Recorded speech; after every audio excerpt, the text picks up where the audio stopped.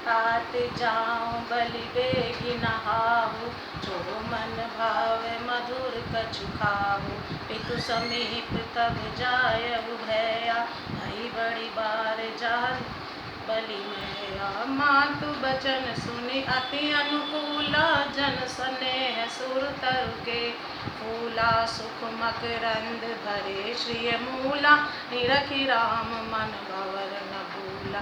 धर्म धुरी न धर्म गति जानी, कहु मात सन अति लघुवानी।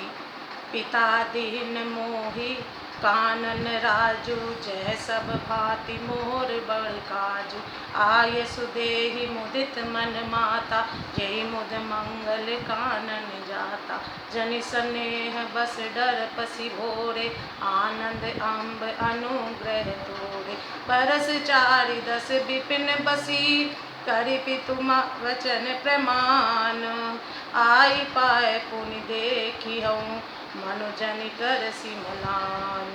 हे तात, मैं बलैया लेती हूँ, तुम जल्दी नहा लो और जो मन भावे कुछ मिठाई खा लो। भैया तब पिता के पास जाना, बहुत देर हो गई है, माता बलिहारी जाती है। माता के अत्यंत अनुकूल वचन सुनकर, जो मानो स्नेह रूपी कल्प वृक्ष के फूल थे, जो सुख रूपी मकरंद पुष्प रस से भरे थे और श्री राज लक्ष्मी के मूल थे, ऐसे वचन रूपी फूलों को देखकर श्री रामचंद्र जी का मन रूपी भौरा उन पर नहीं भूला। धर्म धुरीन श्री रामचंद्र जी ने धर्म की गति को जानकर माता से अत्यंत कोमल वाणी से कहा, हे माता, पिताजी ने मुझको वन का राज्य दिया है, जहाँ सब प्रकार से मेरा बड़ा काम बनने वाला है। हे माता, तू प्रसन्न मन से मुझे आज्ञा दे, जिससे मेरी वन यात्रा में आनंद मंगल हो। मेरे स्नेहवश भूलकर भी डरना नहीं। हे माता, तेरी कृपा से आनंद ही होगा। 14 वर्ष वन में रहकर पिताजी के वचन को प्रमाणित सत्य कर, फिर लौटकर तेरे चरणों का दर्शन करूँगा। तू मन को म्लान दुखी ना कर।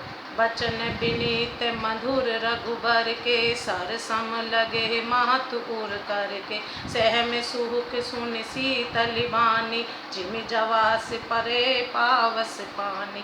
कहीं न जाई कछु हृदय विषादु, मनहु मृगी सुन के हरिनादु। नयन सजल तन थर थर कापी, माजई खाई मीन जनु मापी। धरि धीरज सुत बदन निहारी, गद गद बचन कहती महतारी।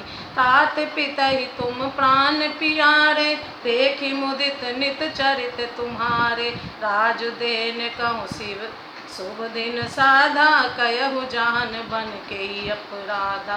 तात सुनावहु मोहि निदानु, को दिन कर कुल भयहु कृसानु।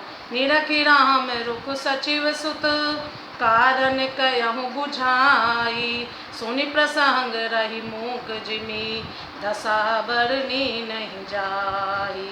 रघुकुल में श्रेष्ठ श्री राम जी के ये बहुत ही नम्र और मीठे वचन माता के हृदय में बाण समान लगे और कसकने लगे। उस शीतल वाणी को सुनकर कौशल्या वैसे ही सहम कर सूख गई, जैसे बरसात का पानी पड़ने से जवासा सूख जाता है। हृदय का विषाद कुछ कहा नहीं जाता, मानो सिंहनी की गर्जना सुनकर हिरनी विकल हो गई हो। नेत्रों में जल भराया, शरीर थर थर काँपने लगा, मानो मछली मांझा पहली वर्षा का फेन खाकर बदहवास हो गई हो। धीरज धरकर पुत्र का मुख देखकर माता गदगद वचन कहने लगी, हे तात, तुम तो पिता को प्राणों के समान प्रिय हो। तुम्हारे चरित्रों को देखकर वे नित्य प्रसन्न होते थे।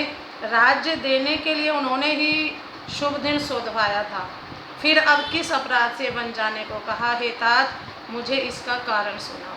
सूर्यवंश रूपी वन को जलाने के लिए अग्नि कौन हो गया? तब श्री रामचंद्र जी का रुख देखकर मंत्री के पुत्र ने सब कारण समझाकर कहा। उस प्रसंग को सुनकर वे गूंगी जैसी चुप रह गई। उनकी दशा का वर्णन नहीं किया जा सकता। प्रेम से बोलो जय श्री राम।